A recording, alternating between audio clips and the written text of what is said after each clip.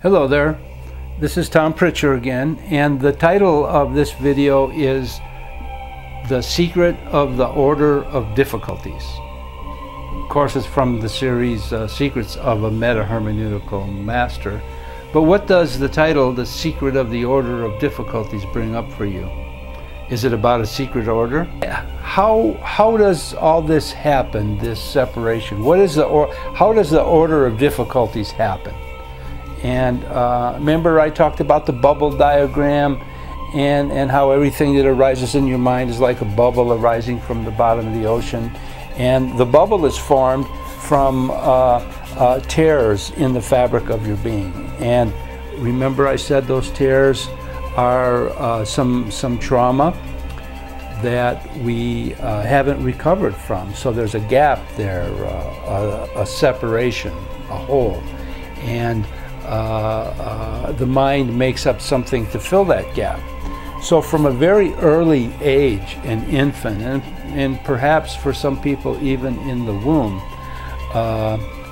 something's not right in the environment. If the infant could experience that fully, that terror, that trauma, that stress, it would heal. It would become whole again. But when we're infants and young, we don't have what it takes to the awareness and clarity and the strength that it takes to fully experience that trauma, that stress with awareness and clarity at a depth of consciousness, so it would heal, but it doesn't heal. So over the years we develop a strategy of really not experiencing what's truly happening there in the moment, but we experience what our mind makes up about what is happening. And that's how the bubble gets bigger and bigger and bigger, and then that's how we build up our reality.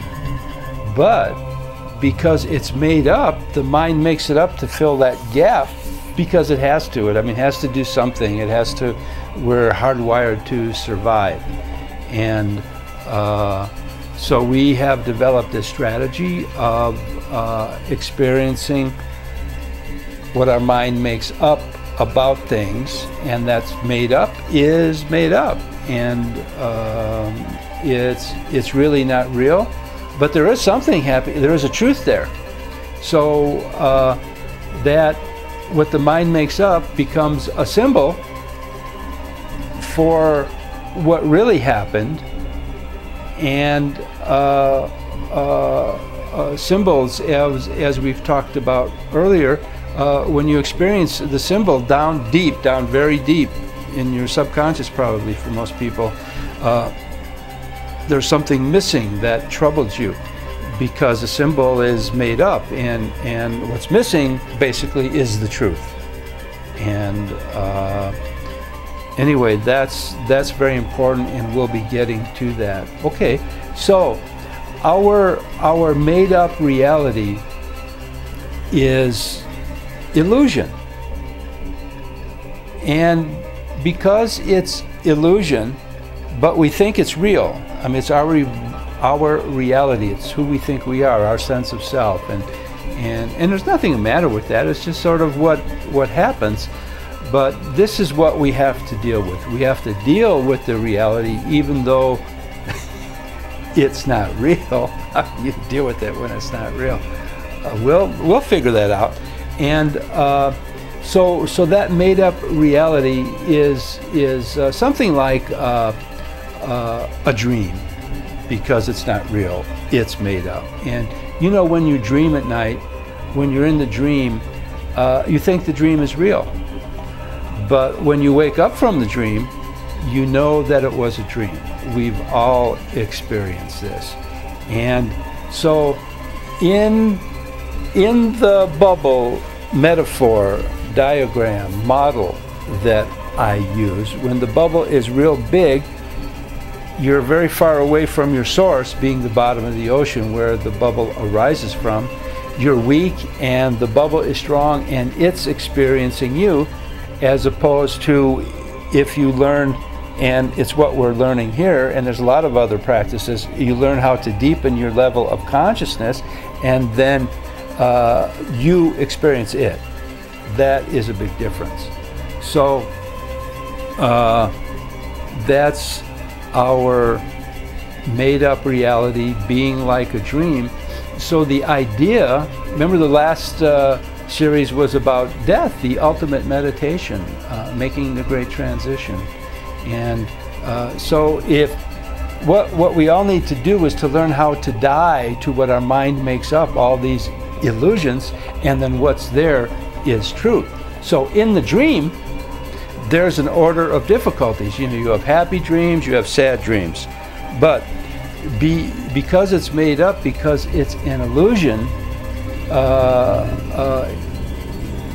there is, and here's the truth about the order of difficulties. The truth is that there is no order of difficulties. In the dream, there's an order of difficulties. There's a snap of the finger is much less than a nuclear explosion or a large explosion. And but because it's all made up and it's all not real, there is no order of difficulties. And that's the secret of the order of difficulties, is that there is no order of difficulties. Well, you might ask, well, how does that affect us in our lives? And the deep spiritual practice and being aware, alert, a spiritual being that's having a human experience, the practice I teach is to see through the appearances to the presence that's there. In every person you meet, in every situation, in every moment, there's an appearance, your reality, but behind the reality is the truth. Behind the appearance is the presence. And that presence is that non-duality, the appearance, the illusion, what the mind has made up, the multiplicity has order of difficulties. But when you go through the appearance to the presence, there is no order of difficulties. So now you know that the order of difficulties is not a secret society. And soon we're going to talk about secret societies. You can realize the relative nature of things. Or when you watch your thoughts passing through your mind, you don't, the instruction in meditation, and then we carry over into our every moment, which is the meditation. We are the meditation, it's our every moment, is that we don't feed thoughts, we don't try to push them away, we don't grab onto them, but what we do is just let them float by like clouds, because they're all part of the dream. And then when something's in your face, you experience it fully. And when you experience it with awareness, you know, some old trauma arising or some old stress we haven't resolved, when something's in your face and it doesn't just float away like clouds, you experience it with awareness and clarity, and then it's not experiencing you. So at the deeper levels where you're experiencing it, it becomes your teacher, and you learn how to see through the appearance to the presence, which you can do at where the bubble is smaller, at a deeper level of consciousness. But up in the big bubble, it's experiencing you, and it's got you. It's not your teacher, it's your teacher where the bubble's small, but where the bubble is big, it's your executioner. So the practice is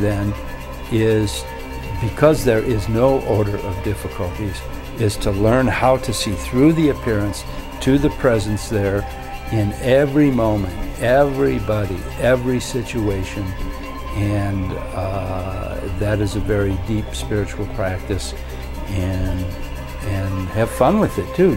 Because you can see through appearance, you don't get attached to what your mind makes up. You don't get attached to things, because being attached to things is being trapped in the big bubble.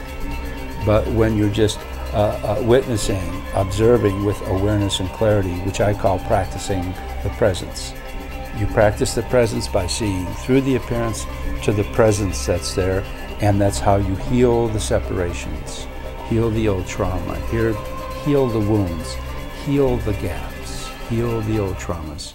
So thank you very much, and I hope you're trying to see through me too to the presence that's there. Thank you.